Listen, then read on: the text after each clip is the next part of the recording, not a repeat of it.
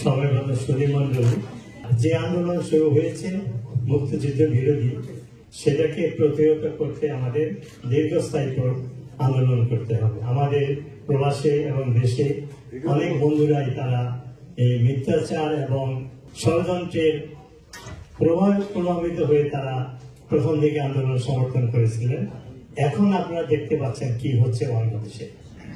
আশা করি তারা তাদের ভুল সংশোধন করতে পারবে এবং আমাদের পক্ষে যোগদান করবে, এই আন্দোলন চলবে। তো এখন বাংলাদেশে কি হচ্ছে, আমি যদি এক কথায় বলি, সেটা হলো ষড়যন্ত্র, এবং সেই ষড়যন্ত্রের বাহক কি, ভেহিকল কি, সেটা হলো মিথ্যাচার এবং প্রতারণা।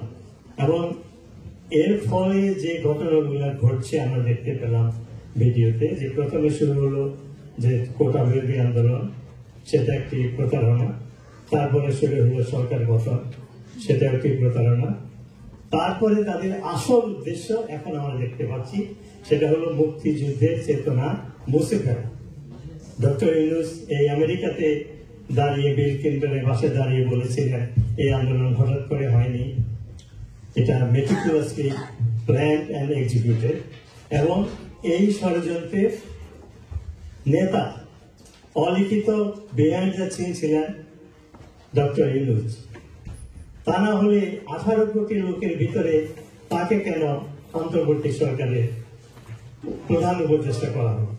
তিনি এই ষড়যন্ত্রের সাথে জড়িত ছিলেন এবং তিনি তার নেতৃত্ব দিচ্ছেন। আমি আজকে ডক্টর ইউনূসকে দুটি টাইটেল দিব। আপনারা আশা করি এরপর থেকে যখনই ডক্টর ইউনূসের নাম উচ্চারণ করবেন এই দুটি কথা বলবেন। একটা হলো তিনি শান্তির দূত নন, তিনি অশান্তির দূত। তিনি একজন প্রতারক, তিনি একজন মিথ্যাবাদী, তিনি একজন স্বার্থলোভী লোক, যে ক্ষমতায় গিয়ে তার বিরুদ্ধে সমস্ত মামলা শীঘ্র উদ্র করে 660 কোটি টাকার যে কর ফাঁকি দেওয়ার যে রায় ছিল সেটাকে তিনি মাফ করে নিয়েছেন। নট অনলি দ্যাট, নেক্সট 5 ইয়ার্সে তার সেই গ্রামীণ ব্যাংক কোনো কর দিতে হবে না। একটা স্বার্থপর এবং লোভী লোক ছাড়া এই কাজ কেউ করতে পারে না, এত বড় একটা দায়িত্বে বসে।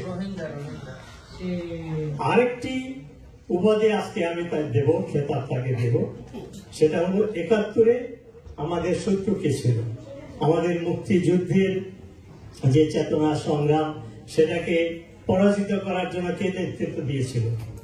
সেটা ছিল জেনারেল ইয়াহিয়া খান। আজকে 2024-এর জেনারেল ইয়াহিয়া খান হলো ইউনূস। বাংলাদেশ বিরোধী যে আন্দোলন হচ্ছে, বাংলাদেশে একটি মৌলবাদী রাষ্ট্র বানানোর যে ষড়যন্ত্র হচ্ছে, বাংলাদেশকে একটি তালেবানি রাষ্ট্রে বানানোর ষড়যন্ত্র হচ্ছে, সেইটা নেতৃত্ব দিয়েছেন 24-এর ইয়াহিয়া খান। তার নাম হলো ডক্টর মোহাম্মদ ইউনূস।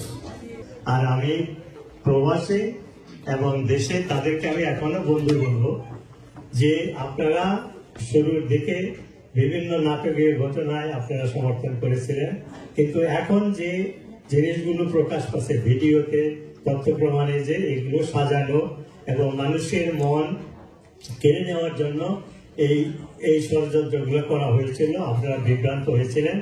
কিন্তু এখন যে কাজগুলো হচ্ছে, ইউনূস যে মুক্তিযুদ্ধ বিরোধী কাজ করছে, মুক্তিযুদ্ধের ইতিহাসকে মুছে ফেলার চেষ্টা করছে, মুক্তিযোদ্ধাদেরকে প্রকাশ্যে অপমান করা হচ্ছে, পিটানো হচ্ছে, মুক্তিযুদ্ধের কবর আগুন দেওয়া হচ্ছে, এগুলো সবই মুক্তিযুদ্ধ বিরোধী কাজ।